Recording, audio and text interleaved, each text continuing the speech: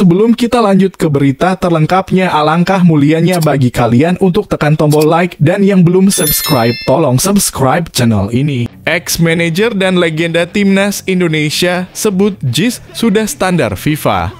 Mantan manajer Timnas Indonesia Habil Marati menilai bahwa Jakarta International Stadium JIS sudah standar FIFA.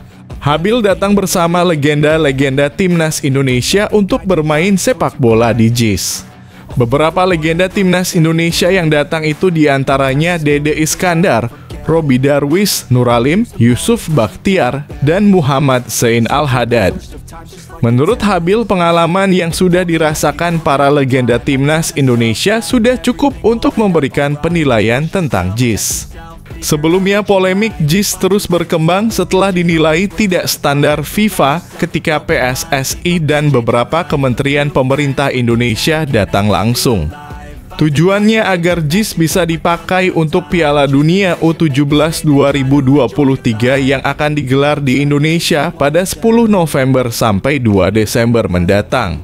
Para pemain ini mempunyai hak untuk memberikan penilaian tentang JIS apakah sesuai dengan FIFA atau tidak karena mereka punya pengalaman bertanding di beberapa stadion besar.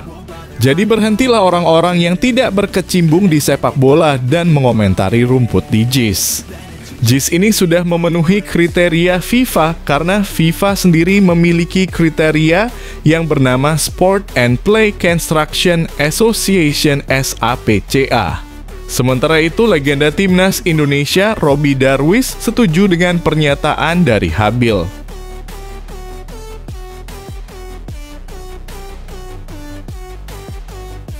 Hasil Piala AFF U19 Wanita 2023 Indonesia takluk dari Myanmar di perebutan tempat ketiga. Sepak bola wanita makin jelas butuh kompetisi. Timnas U19 Wanita Indonesia harus takluk dari Myanmar di perebutan tempat ketiga Piala AFF U19 Wanita 2023 di Stadion Jakabaring, Palembang, Sabtu. Rudi Eka Priyambada mengisyaratkan timnya akan tetap menaruh asa merebut peringkat ketiga meski Myanmar juga disebut sebagai tim kuat. Myanmar sama bagusnya dengan Vietnam, kita juga perlu waspada sekiranya kita bermain normal saja, tambahnya. Kembali bermain di Stadion Jakabaring, Timnas U19 Wanita Indonesia mesti kebobolan dulu di babak pertama lawan Myanmar. Baru di babak kedua, Timnas U19 Wanita Indonesia bisa membalas. Tendangan penalti Marcella Awi membuat skor imbang 1-1. Sejumlah kontroversi juga mewarnai laga ini. Skor 1-1 menjadi hasil akhir laga setelah 90 menit. Pertandingan pun dilanjutkan ke babak adu penalti. Penendang penalti pertama Indonesia, Helsya Maesyaroh, gagal mengirim bola masuk ke gawang usai tendangannya menerpa tiang. Penendang kedua Indonesia, Claudia Scheunemann, sukses mencetak gol. Dilanjutkan Marcella Awi sebagai penendang ketiga sukses mencetak gol. Sayangnya pada penendang keempat Ellen gagal memasukkan bola ke gawang. Sedangkan seluruh penendang Myanmar mampu mencetak gol. Indonesia pun harus kalah lewat babak adu penalti dengan skor 2-4.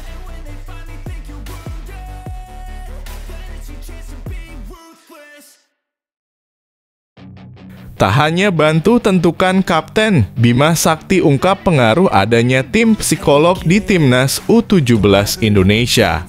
Bima bahkan menyinggung bagaimana Timnas U22 Indonesia sukses di SEA Games 2023 lalu juga tak lepas dari adanya tim psikolog. Psikolog ini adalah mereka yang membantu dari Coach Indra di SEA Games, ujar Bima Sakti kepada awak media termasuk bolasport.com di lapangan A, Senayan, Jakarta, Sabtu. Lebih lanjut, pelatih asal Balikpapan ini mengaku bahwa sebenarnya tim pelatih diberi keleluasaan oleh Ketua Umum PSSI, Erick Thohir. Bahkan ia mengaku dari tim psikolog hingga tambahan jumlah pelatih pun dikasih keleluasaan. Alhamdulillah, saya diberikan keleluasaan untuk menambah jumlah official, ucap Bima Sakti. Menurutnya dalam penunjukan Kapten Timnas U17 Indonesia juga tak lepas dari hasil psikotes dan yang lainnya. Sebab dalam penentuan Kapten Tim Merah Putih ini juga diharuskan melihat hasil dari analisis karakter, kepribadian, dan kepemimpinan pemain saat di lapangan. Bima mengaku semua itu bisa terjadi atas bantuan tim psikolog.